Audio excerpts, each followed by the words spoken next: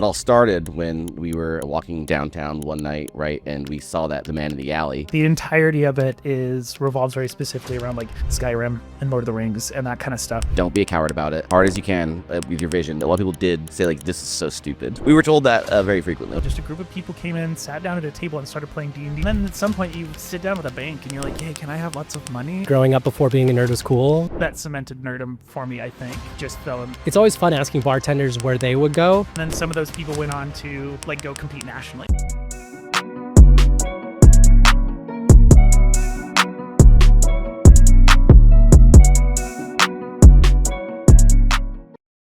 If you've been thinking about buying or selling a home in Utah, you should talk to Spencer Ford. The market here moves fast, and having someone who actually knows the neighborhoods, pricing trends, and how to negotiate can make a huge difference. Spencer works with buyers, sellers, and people just trying to figure out what their next move should be. Whether you're looking for your first place, upgrading, downsizing, or just curious what your home could sell for, he's someone I'd recommend reaching out to. You can find a link to get in touch with him and his email in the show notes below, and when you reach out, let him know you heard about him on Small Lake City. If you've been thinking about getting your car detailed, protected, or completely transformed, you need to check out Lux Automotive. They specialize in paint protection film, ceramic coatings, window tint, vinyl wraps, paint correction, and premium detailing. All done with insane attention to detail. Utah roads and weather can absolutely destroy your paint, and Lux helps protect your investment while keeping your car looking brand new. Whether it's your daily driver, weekend car, or something exotic, their team does incredible work and the results speak for themselves. Visit luxautomotive.com or use the link in the show notes to learn more. Disruptive when it's not like fun and unique, because like it's fun to like a novel thing to do every now and then, of being like, oh, someone wants to get married at my bar because it's like a very specific thing and like that matches with them and what they want to do, or they had like met here and like that's so special. They all wear the medieval garb for the wedding. Everybody's always dressed up. It's cool. But it's not like someone comes here because they're like, well, we're planning on getting married. We've put out feelers a couple places. Tell us about your package. Like, you didn't start here for like weddings. If they want a wedding here, they want a wedding here. It's, absolutely. It's neat, though. To each their own. But it's also like a tip of the cap to being like, oh, like it is a place people want to. Yeah. Like no one's like, hey, can I get married at Lake Effect? Like, this is true. I wouldn't be surprised if someone did, but it's probably like a 21-year-old and a 50-year-old like divorced dad. I don't know what else would get married. That's what I think about at Lake Effect. I know that the dude was one of the High West guys that opened Lake Effect. Is that right? I can't remember. When I don't High know their West story. got bought, I think they all came into some money there. And then I is that what think it was? he started Lake Effect, or one of the guys from High West did anyway. I'll dig into it, then I'll record that could be totally out. I might be completely wrong. I just remember High West got sold, and then Lake Effect, it was a friend of Spencer's over at TF. Okay. He was telling me about it, so hopefully he's correct. Yeah. Yeah. But guys, I'm excited to talk to that because having been someone who's grown up in Salt Lake, it's fun to see how like the bar scene has evolved. Yeah. Where when I was in college and like let's call it early 2010s, like every bar was kind of a rinse and repeat of itself. There wasn't really any novelty. There wasn't anything special. It's just like, where are we going next? Oh, we're going to Bourbon House. Yeah, we're going to go to the other industrial chic like brewery. Mm-hmm, yeah. Totally. Yeah. And then now it's fun, like fast forward to today where it's like you have, oh my gosh, I can't think of the name, State Street and 3rd South. It was cool, and then it turned into like a college bar. It's like the Japanese like street food. Sayonara. Sayonara was like way fun, and like it's fun to have all these nuance. But like one thing about, let's call it like all the other bars in Salt Lake is like I could take a snapshot of people in there and I could place them at any other bar and it would fit in really well. Yeah. But then when I come to Thieves Guild, I look around and I'm like, this is their place. Like if they're not coming here, they're probably not going anywhere else. Yeah. We actually get a lot of that. We get a lot of first timers, people who have never been out to bars before. And these are not like, just turned 21. These are people like in their 30s that are like, why would we go to any bars? And then we saw your place open up and like, it just felt like a cool spot that we wanted to be in because we're part of that like culture. Yeah. And like, that's what I always love. I mean, especially like Salt Lake in general, like, I mean, core Salt Lake, almost like that counterculture side is like it's the places like these that thrive because people align with it, like see themselves in it and want to be there. Yeah. And again, like I've never been here on a weekend and been like, oh, I can sit down because there's so many people. Everyone's here for a long time. They're playing a game of some sort. I mean, whether it be, settlers or tickets, anything. Yeah. And so it's fun to see that. And like the first time, a couple of times I came, I was like, oh, this is like a special place. And so it's been fun to see how it's been validated. People get married here, as we talked about. But so just generally piqued my interest and wanted to hear about it. Because, I mean, I just want to start with like, I mean, how you guys ended up in Utah or Salt Lake, and how did you guys end up, I mean, I don't want to put the cart before the horse, but how you guys eventually met and then this idea started to trickle in. I was put here as a kid, and I didn't have a choice. So. Yeah, I'm here against my will. I guess me too. We are, You were born and raised, right? Yeah, we were born and raised here in Salt Lake. Jordy's from up north, some farm town. I grew up like right on the Utah-Idaho border. Yeah. A serf in the Northern Kingdom. Yes, exactly. Yeah. I was born in Salt Lake proper, Holiday, Utah, I think, out there. Yeah, somewhere over there. Yeah, and I've been here my whole life. I moved out when I was like 18, 19. I went to New York City for a hot minute and just did some kind of like city hopping for a little while. Got into Hawaii for about a year. And then honestly was just kind of bored and came back to Utah and realized how much I actually really love it here. Yeah. Yeah. Well, and I would imagine you guys fall into a similar camp of me as like being a nerd growing up before being a nerd was cool. Yeah. Like I was the kid who I would go across the street to my friend's house, who was this like Jewish family, and they had like 2 gaming computers and a Sega Genesis and a Sega Dreamcast and an N64. And like, they're like, hey, do you want to play Magic the Gathering? I'm like, what is Magic the Gathering? They're like, here's a deck, sit down and shut up. Yeah. But like curious of like what your intro to like quote nerddom is, or like your specific niche, if any. I mean, I played Warcraft 1. I played Warcraft 1, StarCraft 1. I was a little video game nerd. Battleship operational. Yeah. StarCraft call out. I love it. Yeah, it's kind of the same thing. My brothers were kind of nerdy ahead of me. I have some older brothers, and they got me into kind of all the bases. We played the original Diablos and StarCraft, Warcraft, the whole bit. Everything from Blizzard was just like peak, you know, in the 90s and early 2000s.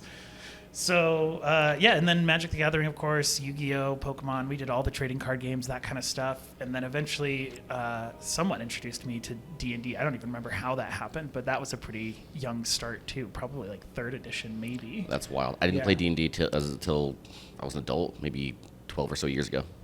I've actually never played D&D. It's one of those things where I'm waiting for someone to be like, hey, we have a spot. Like, do you want to join? Yeah. And I'm like, are you guys people I want to spend time with? Yes, cool, I'm in. Yep. Because it's not like, I mean, to start having never played is one thing like that I would never do. Yeah. Join, yes, but usually people have like their group. Yeah. And I mean, that's how it all works, really.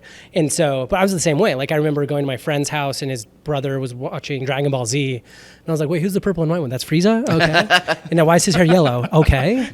And so they just killed his friend. All right, got it. I'm in. And I mean, grew up in like the heyday of Pokemon, which is still like I never let it go. Like I would like never tell people, but I was like, I'll get the new game. I'll put in a new cartridge for the next road trip, but we're okay, and we'll make it work. I remember you'd break out the VCR recorder, and then you'd put your tape in, and then you'd record Pokemon before you left for school, so when you got back, you could watch it, right? Yeah, yes. I remember when that was coming out, man. And you're right, that's like, it's so funny these days that I think being a nerd is kind of cool, and I think really what it is that like, it's just cool to be genuine. Yes. And now sort of like, it doesn't matter what you're genuine about. People love that you just love something, yes. you know? But yeah, back then it was kind of a rough go, dude. Telling people you were into Dragon Ball or into like Sailor Moon or something, any of the anime, you know, they're like. If you're trying to keep up with everything life throws at you, work, workouts, long runs, rounds of golf, whatever it might be, having your nutrition dialed matters. That's why I use Gnarly Nutrition. From supporting my recovery to fueling performance and helping me feel good no matter what I've got going on. And even better, they're located right here in Utah. Whether you're in the gym, on the trail, or just trying to get through your day, Gnarly has you covered. Check them out through the link in the description to see why they've become part of my daily routine. What are you talking about? Like, and you'd get like, it'd be that embarrassing. You're like, shut up, nerd, shove you in a locker. But like, to me, like, come hang out, do whatever. Like, don't mind us. Yes, we're just, it's watch if you want to. You don't need to be quiet or anything. Just get hammered drunk. We're doing this live. Yeah. How many shots do you think we can take before the interview's over? That's one way to find out. But like, because like my definition of like nerdiness or being a nerd is really being passionate about something. Like just like it's about being passionate. Like I know people who are nerdy about sports. I know people who are nerdy about Harry Potter, like Marvel, Disney, like whatever it could be. But it's like this like almost like unashamed obsession with something. Yeah. And I gotta think go deep. Yeah, and like I think everybody has something, whether they're like open about it or not. That's on them and their therapist that I want to get into. But like for me, it's like interesting going back to the conversation, like, oh, like put the VHS in, we're going to record this, or I have to make sure I'm in front of my TV when the next episode of Dragon Ball Z comes on. Whereas now it's like, oh, cool, you just opened up Crunchyroll and can watch your Jujutsu Kaisen whenever you want to. You huh? didn't have to stay up until 2 a.m. to watch Toonami. You know, like. But I also love that people are coming around, and like it's so wild to see people like openly talk about anime. And like, I mean, Game of Thrones was like the entry drug of like nerddom for so many people. Yeah, for a lot of people. Yeah, Game of Thrones. What else? I can't think of any other. I was watching. There was an old '90s film called Merlin, and that cemented it. That's for pretty me. Do you good. remember That show's one? actually. I watched it pretty recently. Who's the main actor in that? I don't remember. He used to do a lot of stuff. I always get him mistaken. I think they're two different actors, and they might be the same one. But who's the dude that plays the scientist in Jurassic Park, the original one? Oh my god, I can see his face. He's like standing out of the jeep, you know, and he's looking around. He's the main dude, kind of a little older. It's not Jeff Goldblum. I don't remember that guy. Nah, I don't think he's in Merlin, is he? Merlin has that. Yeah, I don't remember the actor's name. They might He's be two in a different bunch actors. of '90s things. Yeah, I think though. I get those two mixed up. But yeah, that cemented nerdom for me. I think just fell in love with kind of the fantasy world after that. I mean, Yeah. I remember waiting in line for when the first Lord of the Rings came out. I remember, obviously, like all those things, being very, very excited. Yeah, I remember when Lord of the Rings was coming out. Were they playing it? Do you know the old The Villa? Villa? Yes, dude. That's where I first watched Lord of the Rings, and maybe the Harry Potters too. Some of those. That's where I saw the first Harry Potter. Yeah. I remember my friend's dad was like, hey, we have an extra ticket to the opening night of the first Harry Potter. Do you want to come? I was like, yeah. Absolutely. Yeah. And the Villa was so cool. Single theater, right? Single screen theater. Now Huge it's like a panorama rug shop or screen, something. yeah. Yeah, Deep it was rug awesome. shop. aware of That the was Villa. a great spot. That was a sad one to lose. Like I remember when it first happened, I was like, I don't like that. But Yeah. I can't do anything about it. So Yeah. How does a rug store afford like such a giant place? Are rugs that expensive? Like, I guess everyone needs a good rug. Really ties the guess. room Do together, they? right? I mean, At Home or IKEA or Costco have done It does. great for me for the Yeah, past really. decade. I mean, we have a rug on the wall. Yeah, it does tie the room together. You're like, actually, now that I got it, I went to the Villa. And then, Yeah, the dude would be happy with the new rug store over there. agreed. The theater's now a rug store. So, at what point did your guys' paths cross? Yeah, you want to take that? Oh yeah, sure. I mean, you were there from even before Quarters was opening, helping open that place, and was an employee from right when they opened. And I was one of the first people in line to get in that place. I was so excited that finally a barcade was opening up in Salt Lake City. Like, oh, we're finally a real city. Yeah, and shout then out to Katie and Michael for Absolutely. opening Quarters Oh, they've Arcade crushed Bar. it. That place is incredible. Some of the nicest people you'll ever meet, and like so passionate about what they're doing with pinball So and passionate, the so arcade good. games. And it's nice because like they have really good like it's always fun asking bartenders where they would go. And yeah. so many, like if you ask a lot of bartenders, like, oh, I go to Quarters because they have amazing bartenders. Yeah. And they also have like the event space there that like I have friends, I mean, host events, people come through for concerts. So Yep. it's like fun to have, I mean, again, like the core of like, like if I'm going to drink, I'll play an arcade game. Yeah, you want to drink in front of me and I'm not going to have an arcade game? Yeah. Come on. Play some pinball and drink a beer. That's what more could you ask for? You know? Exactly. But yeah, I helped them kind of get that place started. By no means like it's not my spot. You know, they just hired me or whatever. But I was in there helping them break down walls and build chairs and tables that eventually fell over and all kinds of stuff. And then they were nice. Michael was nice enough to teach me to be like a pinball tech. So I learned to work on this machine. What a It unique was skill. So cool. Dude, it was so much fun, man. And then I ran this social league for Killer Queen. Do you know that machine down there? It's a massive 10-player arcade game, and it's only local. You can't play it online or anything, so you've got to go into like a bar or wherever it is. And I ran a league for it to the point where they now have like national tournaments. So got a bunch of people together. We had a group at some point that was like 30 people every week coming down to play like this 30 game. or 40 people would all get together and do like a mini little tournament to just play this game. Yeah, and then some of those people went on to like go compete nationally. Now they travel and all that kind of stuff to play Insane. Killer Queen. But that's how I met him because you started playing Killer Queen. Yep. So that's how we met. Me and some of my friends, we saw that arcade cab at I think PAX one year or the year before, so we were totally aware of it. And then seeing Quarters posting that they had that machine on their socials before they opened, we were like, oh shit, it's on. Yeah. We were so like I know where stoked. I'm going. And next thing you know, everybody else is thinking the same. Just And why rest is I was history. waiting in line the minute they were gonna open their doors. Yeah, Jordy was Jordy was there every weekend and throughout the weekday too. I would go work from there a lot. Yeah. Like before they now even their weekdays they're quite busy. But I think in the early days, if I got there right when they opened, I could post up on a table and continue my work day, or I'd bring my ink drawing and watercolors and just paint and sip a drink and just hang out, because that was the spot. So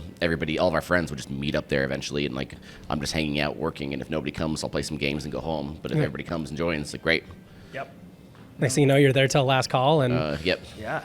Yeah, I'd be there 2 or 3 times a week. Well, I also love it kind of is the preamble, let's say, to this of where, I mean, you could say our quarters, Barcade, was kind of one of those first niche of here's everybody can come play pinball, skee ball, put in the classic ones. It's oh, you want to play Killer Queen? That's a little bit more niche and nuanced. Extremely niche. Exactly. And so I imagine there wasn't a place before that you were doing the same thing.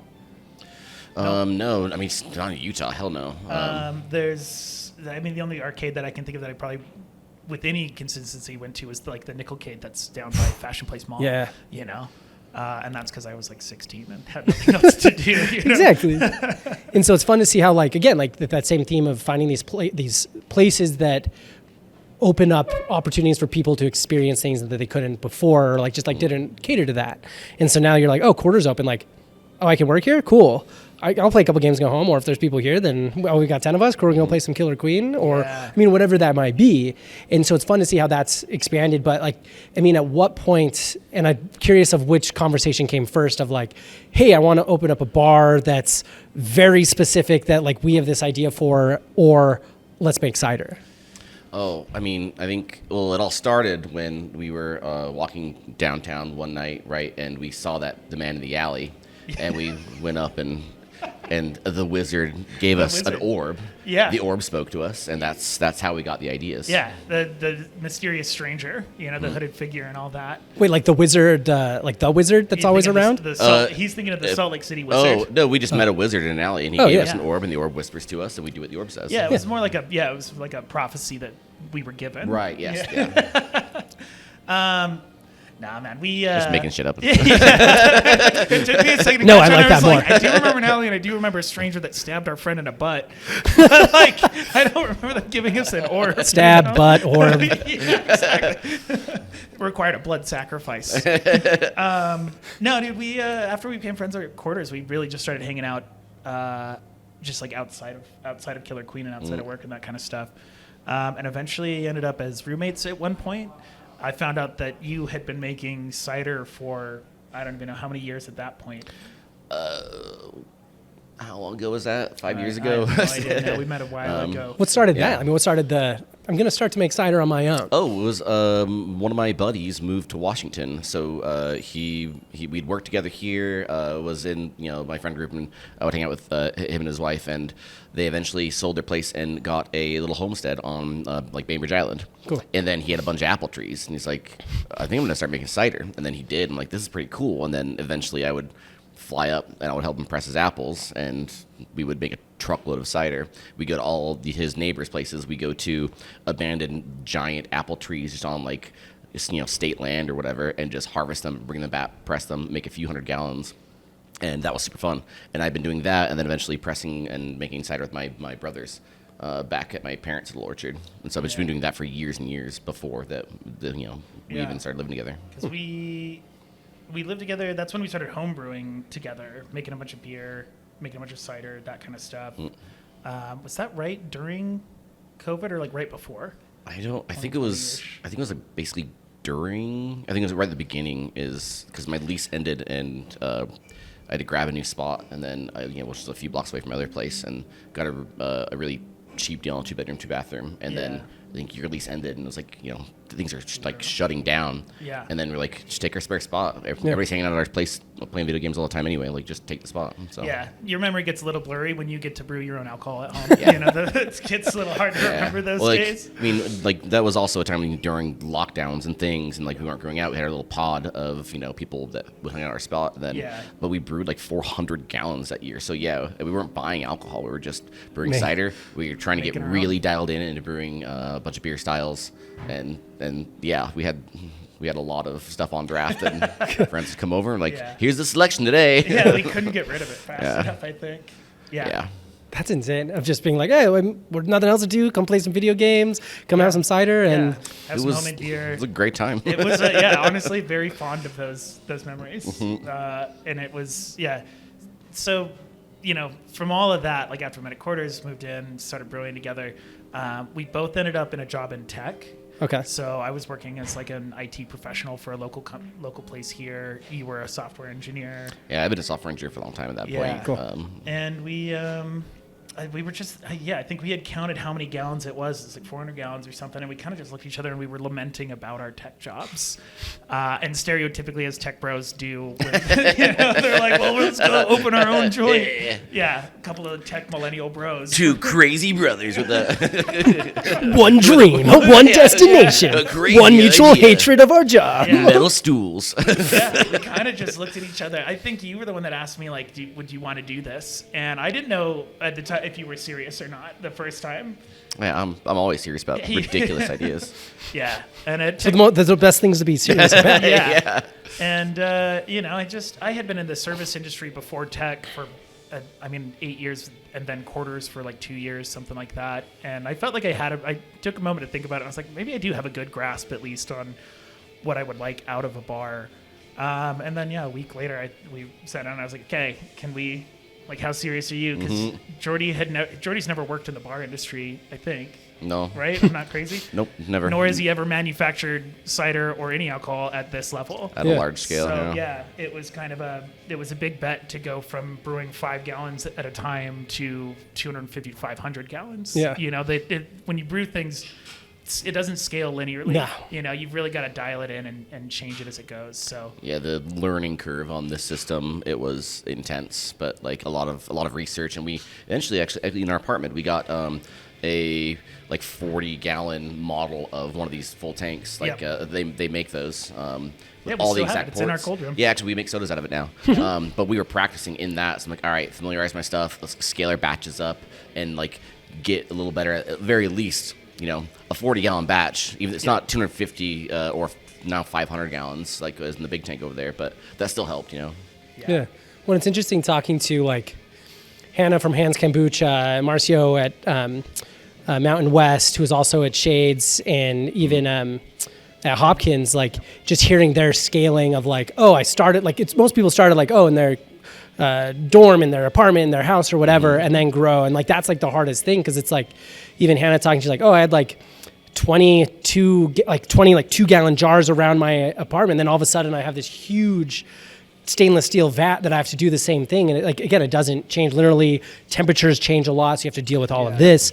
And it's so much more of like a learning curve than like, this isn't just in my kitchen anymore for all my buddies. It was a weird moment. Cause when you say, okay, well, let's start a business, and you go, well, how do you do that? Have you ever had to draft a business model before, or draft business plans, or Excel? I got really good at Excel there for a while, to the point where I was kind of like enjoying it.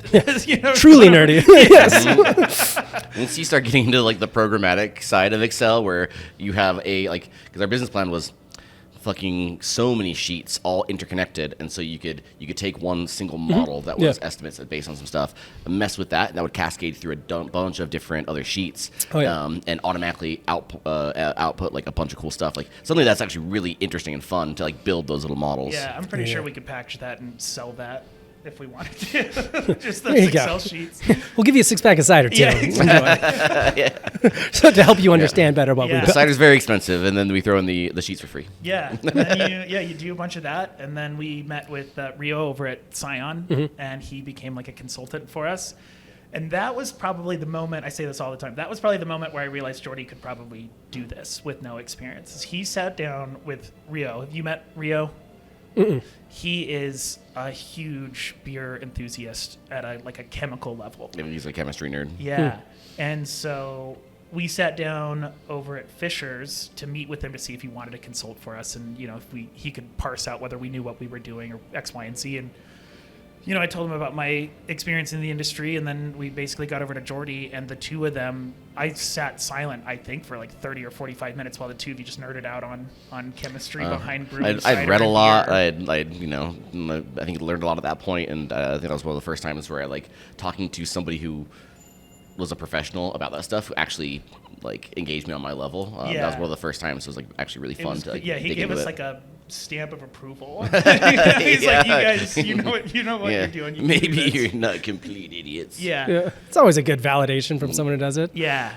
And that's like, and then at some point you sit down with a bank and you're like, hey, can I have lots of money? And they're like, yes. And you're like, what? Oh no! You What have we done? Yeah, You're just giving this to me? And then you're in a dark room with like a notary and like the head of the bank. Like, you haven't even looked at my spreadsheet. Come Yeah, on. exactly. And then they sign your life away. Yeah. And now you have a business. Yeah. And then you have to build it. Yeah. Jesus. And then you pay taxes and all those fun things in between. Oh, I just got to do that.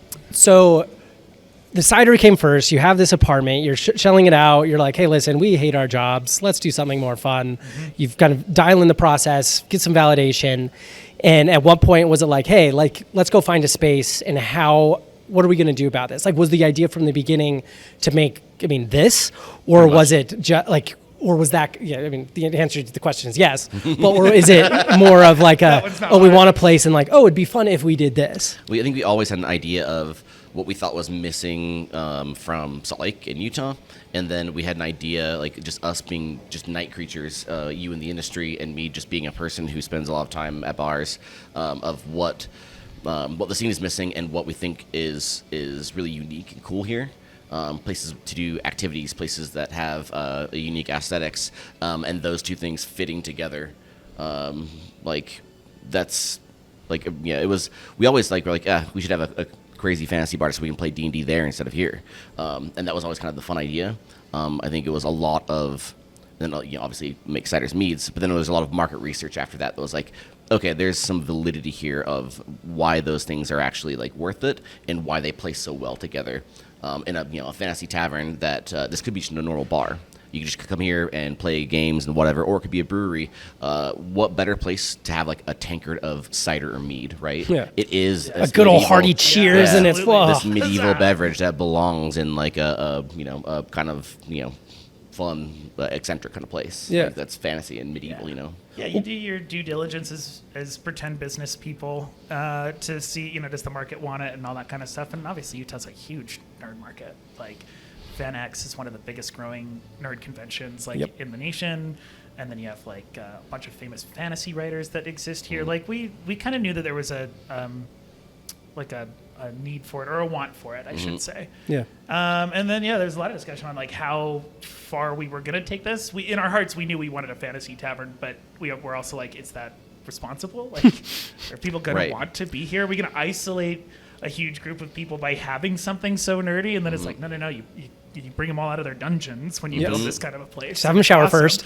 We're okay. We had, friends who gave us, like, as we were going back and forth and looking at locations, because we looked at locations for a couple of years. We did. Before we eventually got hooked up to this spot. But we had, Sean from Waterwitch, who was giving some advice, and also Michael and Katie, who were giving some advice. We were asking a lot of questions, like, we don't want to screw up. And when we're looking at a different location that we thought might be just more manufacturing, and it wasn't like in the heart of a cool, downtown adjacent neighborhood or downtown, we're like, okay, should we tone down the fantasy vibes? Will that alienate just people coming to this as their normal watering hole? Or can we make it crazy enough that it'll be a destination? And Sean was like, do not be a coward. Don't. Straight up just call us cowards. Yeah, And he's he was like, what a you lean response. in. Yep. Yeah. You go as crazy and hard as you can with your vision. Do not shy away from any part of it. Don't be a coward about it. And we took his advice. Yeah.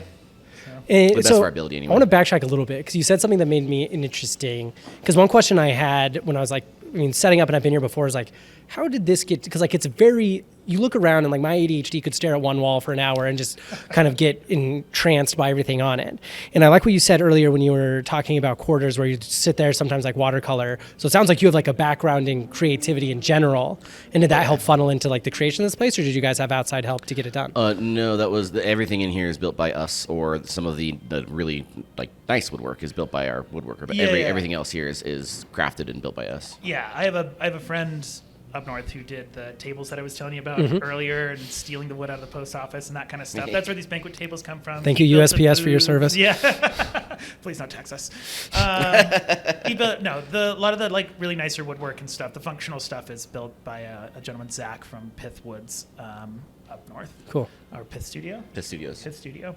But all of the like little artifacts, like I said, the skulls up there, Jordy knows how to 3D model and print, and then we sanded them down and painted them and that kind of stuff. So a lot of the like little gadgetry, like this kind of stuff, is all made by us. Cool. They're essentially all cosplay props that we and then hand built. the lanterns that are above us, these are full RGB. We 3D printed all those, and because of my work at like and pinball, I knew how to like solder. Yeah. And so we electrified all of these and put that together. So Each section is run by a unique microcontroller in the ceiling, flashed with the LED driver we want, so we can run effects on different sections of the bar. It's Classic software engineer response. Yeah, very engineer minded. But yeah, the entire lighting system, aside from obviously the overhead lights, is we hand soldered every piece of it, and also I 3D model designed all of it. So the chains are hollow. The wires go through the chains into the rafters. So like I've been 3D sculpting for a long time. But yeah, actually being able to apply it to and do a little engineering in a place like this was so cool, and I'm still having fun with it. Well, it's like one thing to be good at one thing, but it's one thing when it's like, hey, all these things that you've done for a while, now apply it to this. And you're like, well, I got a lot of ideas and opinions, and we're just going to run with it because at the end of the day, no one else can tell me no. Yeah. So we're going to have some fun. Finding somebody who could actually do a system like this was impossible too, and we tried. We tried to hire out for a lot of stuff, and it just ends up being, well, sometimes it's easier, sometimes it's just more fun to do it yourself. You hire someone else out. Like we hired an interior design company, and just I appreciate their work and everything, but it definitely missed the mark what they came up with and versus what we wanted. So we, I've done a lot of home renovations for my family and stuff, and so when we wanted to construct these pillars or put up the wood or paint and all that kind of stuff, that definitely fell into a wheelhouse that I was already pretty comfortable with. Or the barrels, sawing the barrels in half and everything. Yep. Yeah. For the taps, and we learned how to resin we built pour. the tap system ourselves. Yeah. Well, that's the beauty of it. It reminds me of when I was talking to the guys that started Baby's Bagels, because three of them come together and they're like, oh, we're going to do this all ourselves. We don't know how to lay brick. We don't know how to do tile. We don't know how to do any of this, but we'll figure it out. May have taken them a lot more time, but it makes it more special. It makes it feel more authentic. Because again, if you'd hired that interior designer, it would have gotten done, but it would have felt a little hollow. It wouldn't have felt like it was yours. Probably would have been great, but it's just not that kind of same. I mean, there's that pride aspect to it, but also of just if you want something done well, you have to, and done right, you have to do it yourself. Right. I mean, it's some good suggestions, and a few of them we took. But really, to try to describe to, a group that either is maybe you're a contractor or you're a interior designer or whatever that does industrial chic kind of tap rooms, that kind of stuff. And trying to describe this place to them is quite literally impossible. And we can show them some images, and they're like, okay, so you want the wood from that? No, we want this. It needs to look like you're in a tavern in Dungeons and Dragons from this official Wizards of the Coast photo. And they're like, they can't really parse it because it doesn't, how they do it doesn't make sense. And so that's why I think, it's fun to do a lot of this stuff, and it saved us a lot of money. We couldn't have afforded to have somebody do all this stuff anyway. But describing this to people at the time was impossible. Yeah. Even our general contractor, until we started painting walls and putting up pillars and things, he's like, I had no idea what I was building in here. I had no idea. And the bathrooms would have been impossible for someone else. Which bathroom is your favorite bathroom? Black bathroom. It's got to be the dark bathroom. That's my favorite. For those who haven't been, describe the dark bathroom and then the other two. Because no one gave me a preface before I went into the bathroom. And I was like, oh, hello. To be fair, I'm in, but you're looking for a light switch, and you're like, oh, it's already on. It's too dark. So the black bathroom was my idea, and I wanted it to look take inspiration from the Ministry of Magic from Harry Potter. So it's the black tile, green accent lighting, gold fixtures, and that kind of stuff. I wanted it to be dark in there. I think it's kind of sexy. It's cool in there. We have a few more gold lanterns to light up on the ceiling, and obviously we've been adding more and more mirrors with that. But that bathroom is very, very dramatic and cool looking right now. I mean, the first one is my favorite one, the Paperback Paradise bathroom. It's certainly the most popular. Yes. Well, I sit there and my problem is I'm peeing and I'll be looking around oh, I've been done peeing for 10 minutes, but I keep chuckling at every single one of these. So much quality reading material in there. Yes. The Goblin Sex Dungeon, How to Date My Cat. Well, the pre-smartphone where you'd have like a shampoo bottle. You're like, oh, I guess we're gonna find out what's in shampoo right now. Or like at my parents' house growing up, in my bathroom there, it would be like just like the linen closet. It'd be like, your turn. Yeah. And so like there, it's like the same thing. I'm like, we're good. I can just look around. You ever put reading material in the back of like your toilet or whatever? Not anymore. Maybe at one point. I feel like that used to be a thing. Yes. Have like a little like a Reader's Digest or like magazines. Yeah, I think that was like that was an old. If you go to your grandma's thing. house, you'll see it. It's there still. It's a troubling practice, if you ask me. But the hygiene is disgusting. Yeah, right. Yeah. Sure, at least put this plastic on it, like laminate that. That's why ours are mounted to the wall. Yeah. So that's the black one, and then the unicorn or paperback. What do you call it? Paperback Paradise Paperback is Paradise. The artist who actually finds these collects old books, old fantasy novels from like gas stations and estate sales, and those are mostly completely real books. He's vandalized the text from. I've been following this guy for years. He's super funny. Does a lot of like funny writing and art, and then just does these posters. You're like, hear me out. Wallpaper. Yeah. So yeah, kind of we always exactly how that wanted to do that. conversation went. Yeah. But I think. The thing is, the middle bathroom was kind of my baby. The third bathroom was Max's baby.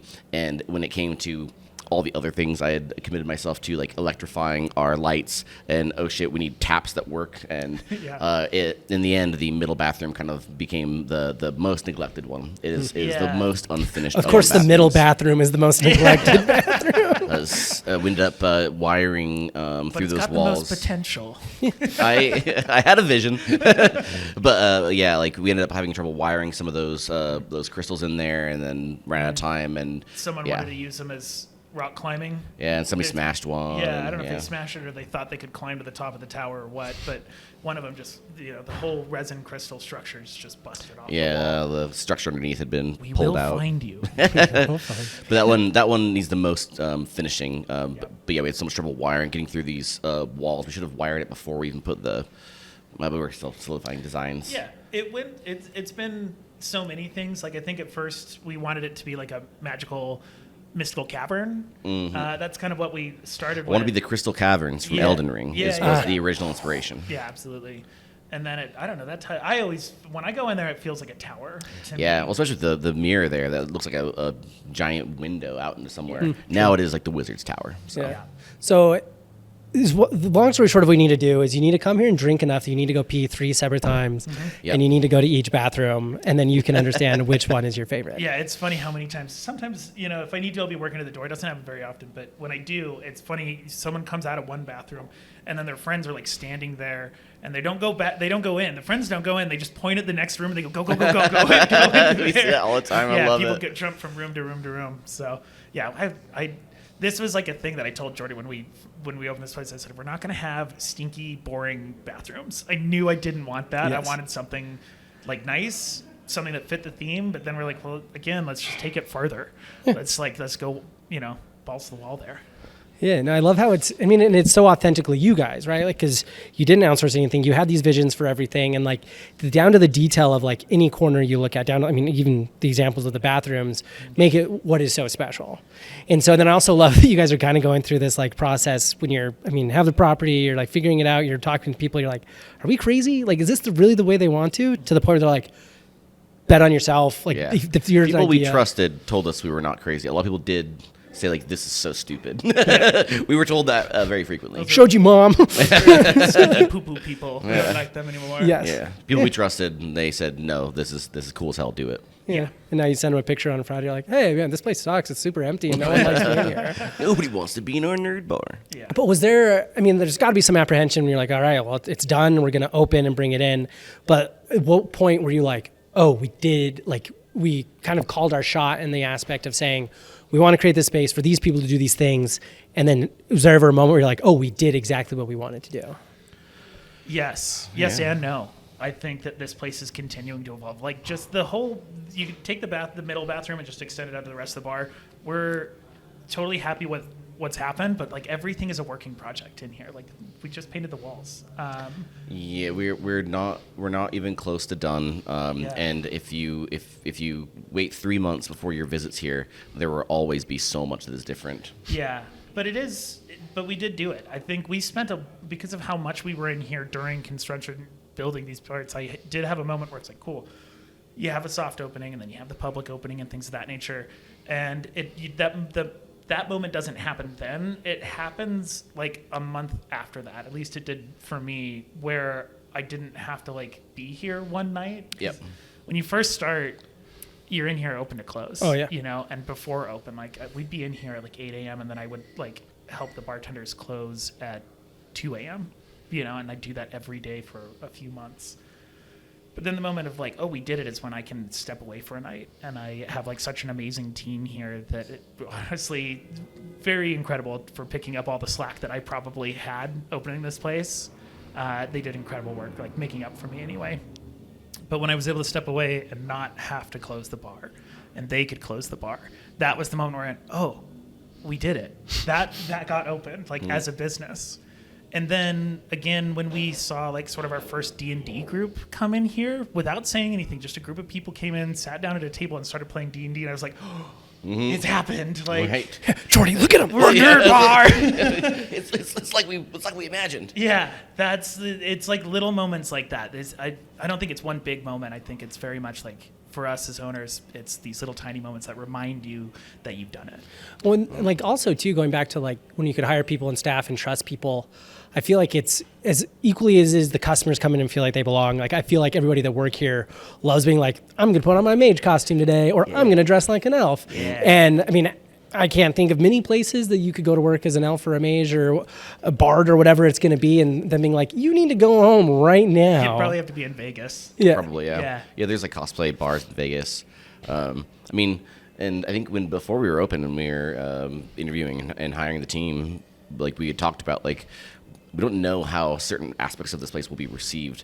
If everybody thinks it's cringe as hell that you are, dress up crazy, then up to your judgment. If people think it's cool as shit, like we thinks, then let's go. And I think everybody's actually really appreciated the silliness of the place. Yeah, that was like a sneaky interview question for sussing out who we thought would be cool to work here.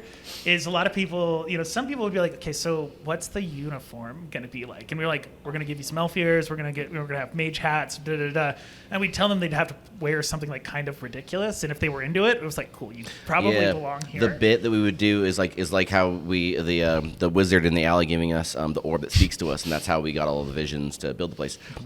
Doing that deadpan in the interviews to suss out if who was like clearly disgusted by the idea or a little bit intrigued and like what can I do with this, like or people that were excited. It was definitely a litmus test, and everybody was What'd here you fast. do last night? Oh, I was playing Elden Ring till like 2 a.m. Good. and then what's your build? It's not a dex build. Are you a dex build? Yeah. Get out. League build forever. Tell me about your Rivers first of Blood. Magic the Gathering deck. Okay, good. What character do you play in D&D? What's your Yes. class? Yes. Yeah. No, it's actually surprising. I don't know. We asked few of those questions. It's surprising how few of these people, few of the team, I should say, play D&D. Like they've all, I think, experienced it at some point. But the truth is, like, we've got a collection of people here that don't really nerd out on a lot of stuff like that. Yeah. They're just really friendly, incredible people. Yeah, or they have their own little interesting fandoms and nerddoms that like maybe aren't exactly the three things that we're known for, but are very, very adjacent. Like that, I think that's pretty frequent. Yeah, I think you walk in here and it feels like Fantasy Tavern. So you think like the entirety of it revolves very specifically around like Skyrim and Lord of the Rings and that kind of stuff. And the truth is, like, this is really a place that fosters people of all interests. Yeah. Everything. Like if people were in here, we get some people who play like Warhammer in here. You got a corner of people just painting figurines. Yeah, Oh, yeah. I mean tonight we literally have people coming in to paint figurines. Like we host that. It comes up I think like once a month. This guy comes in and he hosts like 30 people and they just paint figurines That's right amazing. here on the banquet table. It's sick. Yeah, I mean on New Year's we did an anime rave. Yeah. That was just absolutely off the rails, and then we changed all the candles and all the lanterns to like magenta or blue or just crazy colors, and yeah, that's like obviously that's not fantasy, but it's like nerdy enough that like screw it. I guess it's kind of it's like it seems like this is obviously it's a fantasy place, but everyone from every nerdom comes in here for sure. It's definitely like the bat signal of like whatever it might be. Yeah. Like I almost wore I have a hat that I got when like the Rick Mobile came into town for Rick and Morty, and so they had like a spin a wheel, win something, and I won like a little figurine. But then I saw people walking around with like these Rick and Morty anime hats. It just said anime, like Cartoon Network. And I was like, so I go back to the line. I'm like, I will give you. I miss this. It was so fun, and I go and I'm like, hey, I'll give you $20 for one of the hats. She's like, just take it. Like, like someone's worth that. But it has its calling in place for every now and then when I need it. But yeah, it's the same thing of like it's like the difference between sci-fi and fantasy is just like a little bit of context. Mm-hmm. Yeah. It's like the same sort of things of history or versus future. Yeah. The names are different, but like the appreciation for the artwork is there. Yeah. Yeah. And so, I mean, I love that you've kind of like talked about like this is kind of like an evolving work in progress, which means that you're as neurodivergent as I am of like looking at being bored of something and then changing something and focusing on something else. I don't know. Maybe we'll get to that point, but right now we're just building on top of things forever. Like I don't think we're getting bored and changing things. Like we look at a space and try and upgrade the hell out of it, and then we don't look at that space again until more spaces are upgraded, and then eventually we're like, well, that's the least upgraded space that we have in the bar. What can we add? What more can we do? Yeah, the next project, we really should get back to the middle bathroom at some point. I know, but it's a lot of work for well, it's that like an kind of RPG. Like you're like, okay, I'm going to raise my attack stat. Oh no, we got to go work on our defense stat, then special attacks, and man. Yeah, up your stamina because that boss keeps one-shotting you. Yes. In Elden Ring, right? The next one is probably the sword wall over there, the equipment wall. Yes, we now have all the components, and we have a pretty obscene amount of weapons now. There's a giant pile of weapons in our cellar, in our like backspace or whatever. And the collection now is looking so cool. I mean, we have a full metal replica of the Sword of Omens from Thundercats. Yes. It's like 5 feet long. It weighs like 40 pounds. We also have the full replica of actually Rivers of Blood from Elden Ring. Yep. We have a bunch of crazy stuff that friends and fans have given to us, and we've had gifted to us, or some we bought. But yeah, now that weapon wall, there will be nigh an inch that is clear of weapons when we're done with it. If it makes sense, I have one request for the weapon wall. Yeah. Is that you get the sling blade of Darrow from Red Rising. Very specific, but it's my favorite sci-fi series, actually book series of all time. And it's a very specific weapon. So that's my own. What is it? Do they make those? Or we have to... It's kind of like a Sith slash like anyway. It's, I think Anthony was telling me about this actually. Like yeah. If you put it there will be a lot of people that's like, is this that? And like, yes. Yeah. We've got Red Rising. Yeah, I think it totally fit. You see it? Oh yeah, absolutely. Yeah. Like 100%. So I went on a Mormon mission once upon a time, but my second mission has been converting people to Red Rising. And like, because people come be like, oh, do you have a book you recommend? I'm like, and I'm the person who I won't give a recommendation unless I'm willing to put my reputation on the line for it. Yeah. And so I've probably converted, like, and not exaggerating, like 15, more than 15, less than 25 people who they're like, oh, I saw that you read this. I'm like, I'm going to start it. And a week later, they're like, cool. So I finished the first book, halfway through the second one. And then I'm like, yes. Like, even there's a guy I worked with who, we were on a work trip and he was like, oh, like we're walking down New York and he's like, well, are you reading anything? I'm like, Red Rising again for the second time. He's like, okay, nerd. Anyway. And then he like slacks me. He's like, hey, what was that book you were talking about? I just finished the series. I'm like, Red Rising. He's like, okay, cool. I'll start it.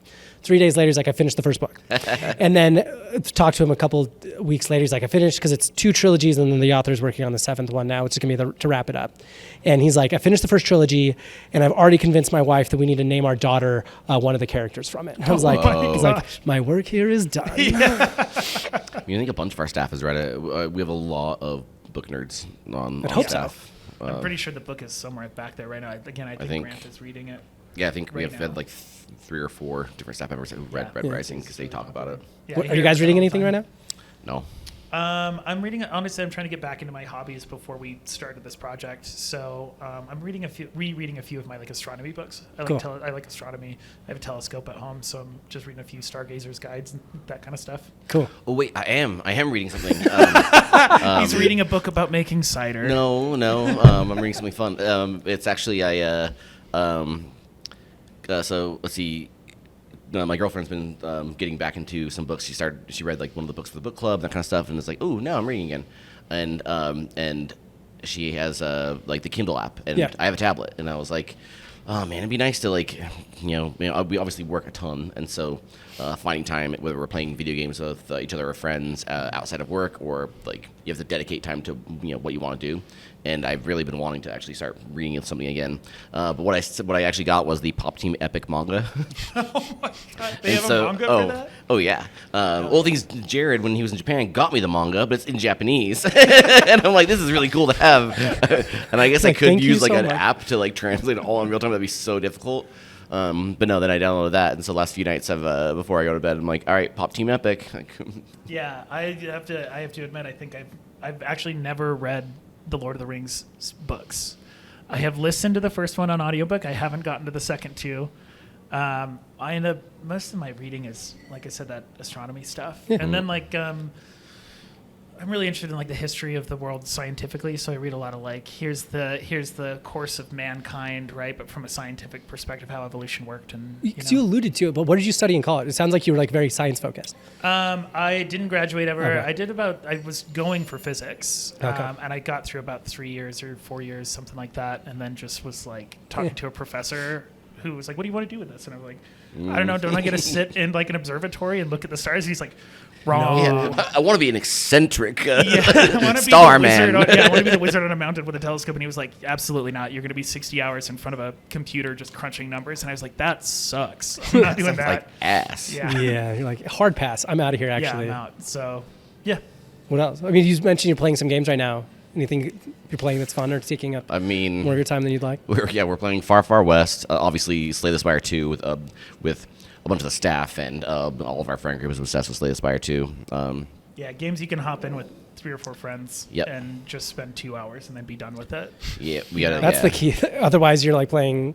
I mean, like the World of Warcraft days. You're like, it's been 18 hours. Mm-hmm. All right, I'm gonna go not do this somehow. But all right. There was a point in my life where I had enough time to, a few friends and I got together. This is right after Wrath of the Lich King. What is that? I don't know. I can't remember what expansion it was. But we put a guild together and we were playing well enough that we would get server first like dungeon bosses, or raid bosses. It was pretty intense for a Which little only while. just feeds the beast more. You're Yeah. like, well, we don't have to Oh, wait. We don't have yeah. to, there's no queue. Why would we stop? And then we play everything, all the rest of the AAA stuff. The kings and queens of the fantasy like video game series, Elden Ring, obviously, Yeah. the Soulsborne games, all that stuff. Cool. And then thinking about, both the cider and the bar. What's next? Is it going to be another different themed bar? Is it going to be like selling the cider other places? What do you guys have in mind? I think the main thing that's on the immediate trajectory is we're still actually like figuring out equipment for us to buy to upgrade production and get us more capacity and faster. Because we roll through, just in the tap room, we roll through a pretty ridiculous amount of volume every month. And then we started launching cans. And obviously, I think everybody who has followed us knows that we immediately ran out of all of our cans. And then I would do another batch, and we'd immediately run out. I get mad at Jordy all the time because he won't put enough juice Yeah. in cans. It's What just a because hard I problem don't to want have. to. You just keep selling out. It's because I just don't feel like it. Not because of manufacturing constraints. No, the immediate thing is continuing to increase and upgrade that, and then get cans at our friends' bars around the city. Yeah, we get that question a lot, especially when are you going to open the next Thieves Guild? And the truth is, probably never. This business is not really something that you replicate and then drop somewhere else. Like if we dropped a second Thieves Guild somewhere in the city or even maybe up north, why go to that one instead of this one? Yeah. Does that make sense? Yeah, it's like so niche of a thing. Like to do another one would almost like cannibalize this to an extent. Yeah. But I think it'd be fun to do a sci-fi bar where you feel like you're walking into Star Wars Bridge. If we ever thought we tapped. tapped out on there's only so much we can do at this place, and now we are spending less time here. We're still working insane hours here, but if we have hands off a little more, and I had a cider maker doing stuff then maybe we'd do another concept, but it wouldn't be Thieves Guild. Yeah. There's only one of this place. Yeah, the Thieves Guild's future is scaling. It's buying bigger equipment for Jordy so that he can produce more volume, so that we can have the cans, and then we can go to the bars and that kind of stuff. That's That's the truth for Thieves Guild. And turning our Apples and Daggers Fest, outgrowing this entire block area, and then eventually getting the fairgrounds for a proper adult Ren Fair. Yeah. Yes. Speaking of delusions of grandeur here a little bit. It's like that Apples and Daggers Festival. That's how we celebrate our birthday. Cool. That in my wildest fantasy turns into us like going up to the state fairgrounds where Yep. Kilby Block Party just was and be like, cool, now we run a Ren Fair. You just have like a castle tower that you get to stand from the Yeah. top. You're like, look at all these Look at peasants. us. Yes. Well, yeah, the Ren Fairs that happen here, they're fun, obviously, Yeah. but they're not like out-of-state Ren Fairs. And so that's why we did that for our birthday. Got the special licensing, so this entire area blocked off with vendors and food and just craziness. We opened the bay doors, so you can just walk in and out with drinks. Cool. Yeah. And just see crazy night battles and entertainment and like a proper Ren Fair. It should be a little chaotic. You should have a cup of mead in your hand and a metal tankard and that kind of stuff.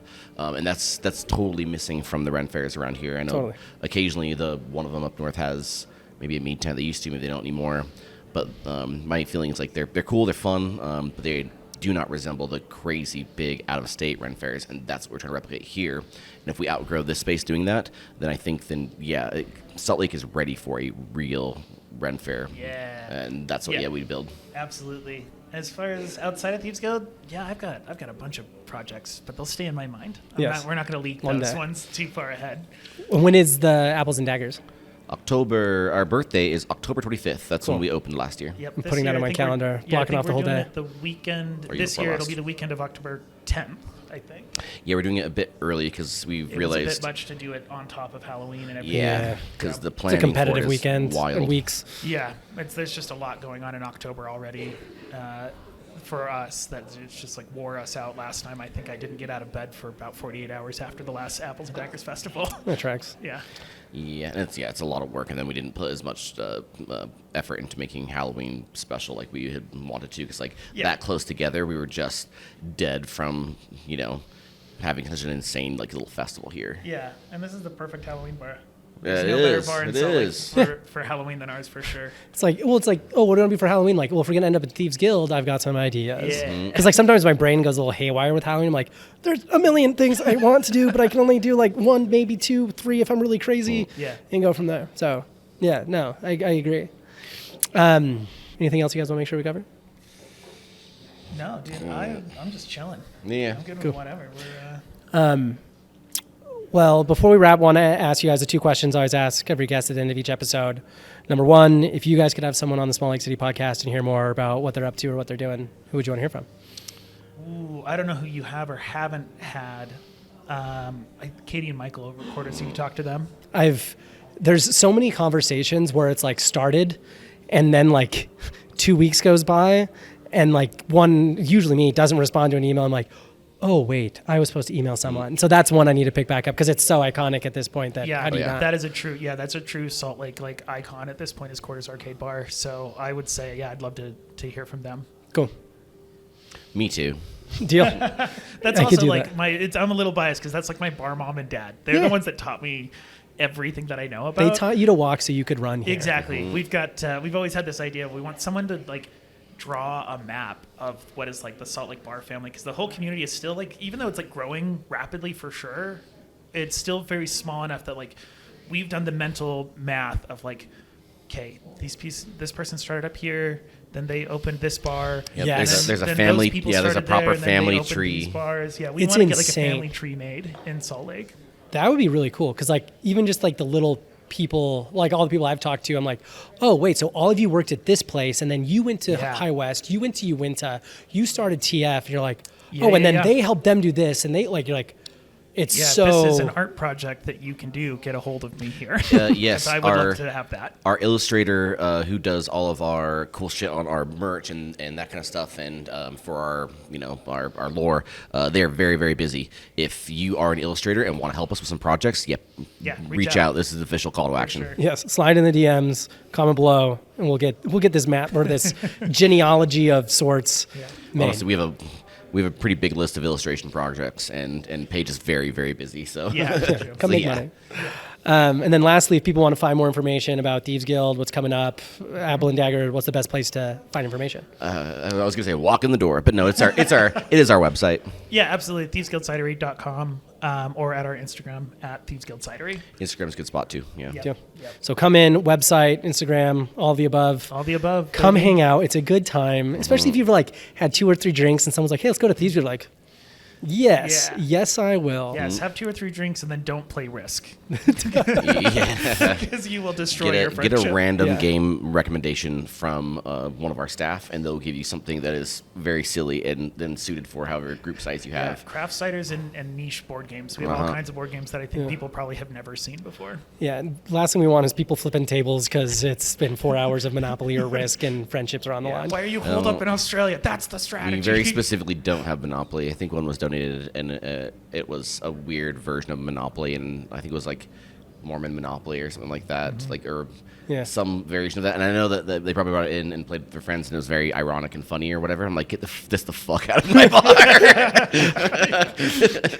Understandable. But yeah, Good riddance. most of our game library is like really. It's either very curated by us, indie games that we have gotten from like going to PAX, Penny Arcade Conference or convention.